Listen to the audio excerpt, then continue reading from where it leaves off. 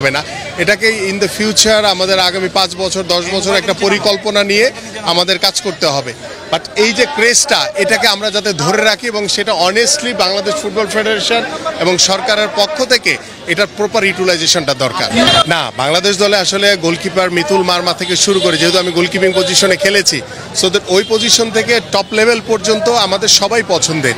But বাস্তবতা হচ্ছে যে আমরা একটা জিনিস সবসময় মিস করি, সেটা হচ্ছে যে অ্যাটাকিং জোনে আমাদের যে স্ট্রাইকিং জোনে যে ভালো মানে গোল করার যে ক্যাপাসিটি, সেই জায়গাটা আমাদের সবসময় ঘাটতি থাকে। বাট আমার কাছে মনে হয়েছে যে হামজা চৌধুরী আসার পরে সে নিজেও গোল করেছে লাস্ট ম্যাচে, সো দ্যাট এটা একটা পজিটিভ সাইড যে কোনো ক্রুশিয়াল টাইম বা যে কোনো গুরুত্বপূর্ণ ম্যাচে, টাফ ম্যাচে যে কেউ গোল করার মতো সামর্থ্য রাখে। সো ওই ইউটিলাইজেশনটা আমার প্রপার ওয়েতে দরকার।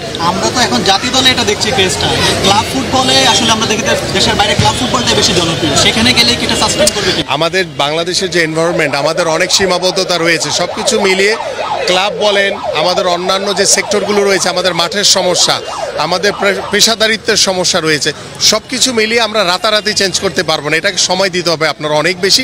বাট গ্রাসরুট লেভেল থেকে আমাদের শুরু করাটা জরুরি। যেহেতু হামজা চৌধুরী থেকে শুরু করে জামাল ভুঁইয়া, সামিদ সোম, আরও অন্যান্য ভালো ফুটবলাররা রয়েছেন এবং টিম যে কম্প্যাক্ট একটি ফুটবল তারা ভুটানের এগেনস্টে খেলেছে, হোপফুলি আমরা আশা করি বাংলাদেশের মানুষের যে ক্রেজ, যে উৎসাহ, যে উদ্দীপনা, ডেফিনেটলি বাংলাদেশ জিতবে ইনশাল্লাহ।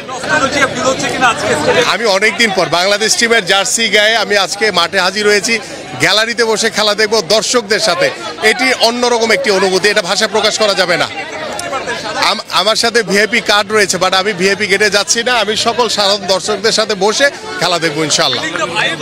অন্যরকম একটি অনুভূতি এবং বাংলাদেশ দলের যে খেলা, মাঠে বসে খেলা দেখার মজা আরও অন্যরকম। কারণ আমরা দীর্ঘ সময় বাংলাদেশ টিমে এই মাঠে আমি দীর্ঘদিন খেলেছি, আজকে গ্যালারিতে বসে বাংলাদেশ দলের খেলা দেখবো। আমি আমার নির্বাচনী এলাকায় পল্লবী, রূপনগর, ঢাকা 16, সেখানে 12টা এলইডি মনিটর দিয়ে একদম ওপেন রাস্তার উপরে খেলা দেখার ব্যবস্থা করেছি এবং সেখানে ওই আমার অত্র এলাকার সাধারণ মানুষরা তারা একদম এলইডি মনিটর স্ক্রিনে তারা খেলা দেখতে পারবে। সো এটাতে একটা ব্যাপক সাড়া পড়েছে। তা আমার হোপফুলি যে আজকে বাংলাদেশ এবং সিঙ্গাপুরের যে মধ্যকার ম্যাচ হচ্ছে, এটাকে ধরে রেখে আমাদের সামনের দিকে অনেক দূর এগিয়ে যেতে হবে।